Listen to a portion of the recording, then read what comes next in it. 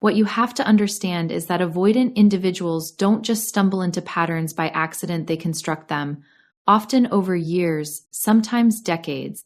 These patterns are built as a form of emotional self-protection. Distance becomes safety, independence becomes identity, and connection, real connection, becomes something to manage rather than something to fully experience. So when someone like you enters their life, it doesn't feel like a simple romantic encounter. It feels like disruption. Because you didn't operate within the unspoken rules they were used to. You didn't keep things vague. You didn't play emotional games. You didn't retreat when things started to deepen.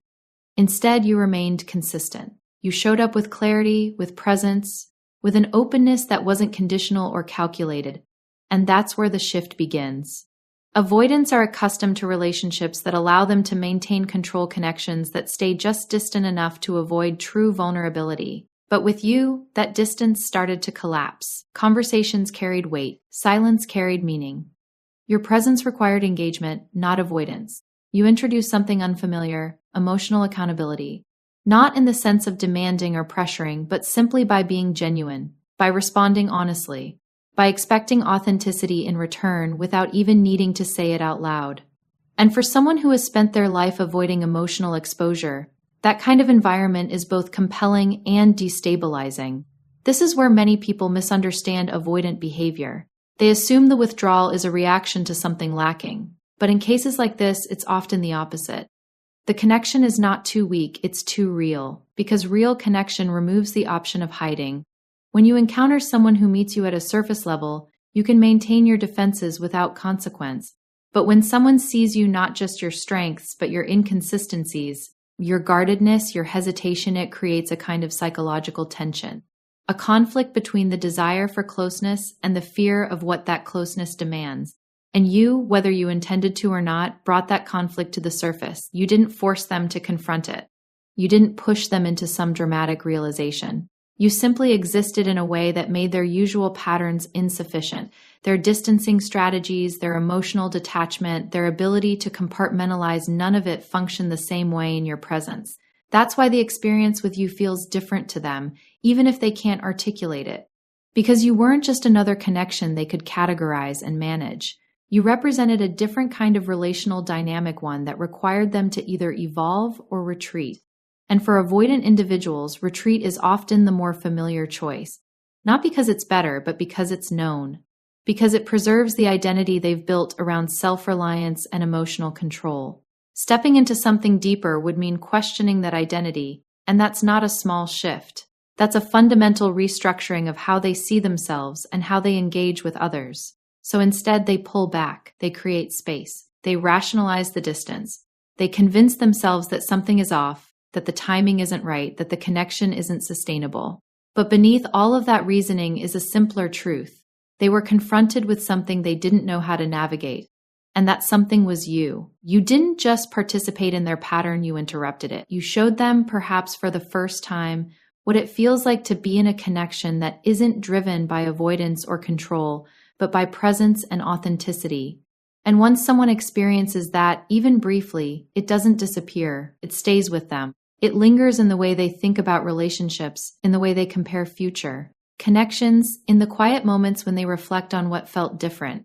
Because patterns can be maintained, but once they've been disrupted, they can never feel as complete as they once did. And that's the impact you had. Not by trying to change them, not by forcing growth, but simply by being someone who didn't fit into the framework they were used to operating within. You became the exception that exposed the limitation of the rule. And whether they acknowledge it now or much later, that kind of disruption is not something they forget. Because once someone experiences a connection that challenges their entire way of relating to the world, they are never entirely the same again. And neither is the pattern they tried to protect. If you continue this line of understanding, what becomes clear is that it wasn't just your presence that disrupted them, it was the way you showed up within that presence. There's a difference. Many people can enter someone's life and create movement, but very few do so with a level of authenticity that quietly removes all illusions. And that's what you did. You didn't construct a version of yourself designed to be accepted. You didn't dilute your emotional clarity to make the connection more comfortable. You spoke directly, you felt openly, and you engaged without the usual protective filters that most people rely on. To you, this may have felt natural, even necessary. But to an avoidant, this kind of authenticity is not neutral. It's confrontational in the deepest psychological sense. Because authenticity doesn't just invite connection, it exposes everything that stands in the way of it. Avoidant individuals often operate within carefully maintained internal structures. They've learned to manage their emotions by controlling proximity, by regulating how much of themselves they reveal, and by avoiding situations that might demand sustained vulnerability. Over time, this becomes second nature. It's not something they consciously think about, it's something they embody. So when they encounter someone who is emotionally transparent, who doesn't engage in those same protective maneuvers, it creates an immediate contrast. And contrast, psychologically speaking, is uncomfortable.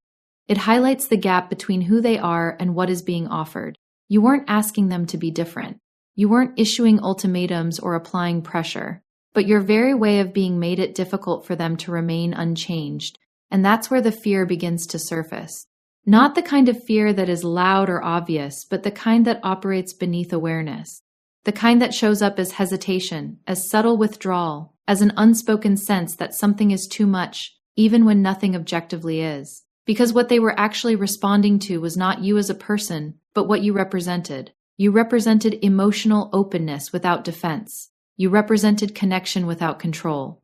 And most importantly, you represented a level of vulnerability that they had spent a lifetime learning to avoid. This is why the dynamic often becomes confusing for the person on the receiving end. You begin to sense the pull and the push, the moments of closeness followed by distance, the engagement followed by silence. It can feel inconsistent, even contradictory. But from a psychological perspective, it's entirely coherent. They are drawn to the authenticity because it fulfills something they don't often experience: a genuine, unfiltered connection. At the same time, they are threatened by it because it requires a level of emotional participation they are not equipped to sustain. So they oscillate. They move closer when the desire for connection outweighs the fear, and they retreat when the fear reasserts itself. And because this process is largely unconscious, they may not even understand why they're doing it. They may interpret their own reactions as confusion about you, rather than recognition of what's being activated within them. This is where it's important to be precise. You were not too much. That phrase is often used as a simplification, but it misses the deeper truth. You were not excessive. You were not overwhelming in any objective sense. What you were was precise. You were accurate in your emotional expression. You were aligned in a way that left little room for ambiguity, and for someone who relies on ambiguity to maintain emotional distance, that precision can feel destabilizing. It removes the gray areas they depend on. It eliminates the space where they can avoid defining the relationship, avoid clarifying their feelings, avoid fully engaging. With you, things had a tendency to become clear, not because you forced clarity, but because you embodied it. And clarity for an avoidant is a form of exposure. Because once something is clear, it can't be ignored. Once emotions are acknowledged, they can't be easily dismissed. Once connection is felt in a real and grounded way, it can't be reduced to something casual or insignificant. So the fear is not just about intimacy, it's about the loss of control over how that intimacy unfolds. You weren't unpredictable, you were consistent. And ironically, that consistency made it harder for them to manage the connection on their own terms. They couldn't rely on you to create distance for them. They couldn't depend on mixed signals to justify their own hesitation. You held a steady position. And in doing so, you illuminated the instability in theirs. This is why, despite the pull they felt toward you, they ultimately experienced the connection as something they needed to regulate, to contain, or even to step away from. Not because it lacked value, but because it demanded a level of internal alignment they had not yet developed. Your authenticity didn't push them away in a literal sense. It revealed the distance they had already created within themselves. And that is a far more profound truth, because it means the barrier was never external. It was never about timing or compatibility or circumstance. It was about capacity, their capacity to meet what was being offered without retreating into the structures that once kept them safe. And when someone reaches the limits of their capacity, they don't expand automatically. They withdraw. Not as a rejection of what is in front of them, but as a return to what they know how to handle. So if you take anything from this, let it be this. Your authenticity was not the problem. It was the mirror that revealed one. If you follow this progression carefully, you begin to see that the experience wasn't just about disruption or exposure, it moved into something even more psychologically significant. It moved into recognition, not the kind of recognition that happens on the surface, where someone understands your interests or your personality traits, but a deeper form of recognition that touches identity itself. Because at some point, whether gradually or all at once, they felt seen. And that experience for an avoidant individual is not simple. Most people assume that being seen is inherently comforting, that it naturally creates closeness and trust. And under the right conditions, it does. But that assumes the person being seen has a stable relationship with their own inner world. Avoidants often do not. Their sense of self is structured around distance, around what is withheld, what is controlled, what is kept out of reach. So when someone sees them clearly, without force, without intrusion, but with accuracy, it disrupts that structure. You didn't just notice the obvious aspects of who they were. You noticed the inconsistencies, the subtle shifts in tone, the moments where they pulled back slightly, even when everything seemed fine. You recognized patterns they themselves may not have fully articulated, and you responded to those patterns not with judgment, but with understanding. That's what made it different, because being seen without judgment removes the usual defenses. If someone criticizes you, you can resist. If someone misunderstands you, you can correct them. But when someone understands you quietly, precisely, there's nothing to push against. There's only the experience itself. And that experience creates a kind of psychological exposure that is difficult to manage if you're not used to it. For an avoidant, much of their identity is maintained through selective visibility. They reveal certain aspects of themselves while keeping others hidden, not necessarily out of deception, but out of self-preservation. It allows them to engage without fully risking emotional vulnerability. But you didn't interact with them at that selective level. You engaged with the whole pattern. And in doing so, you made it harder for them to maintain the separation between what they show and what they feel. This is where the paradox emerges. On one hand, being seen in this way can feel deeply validating.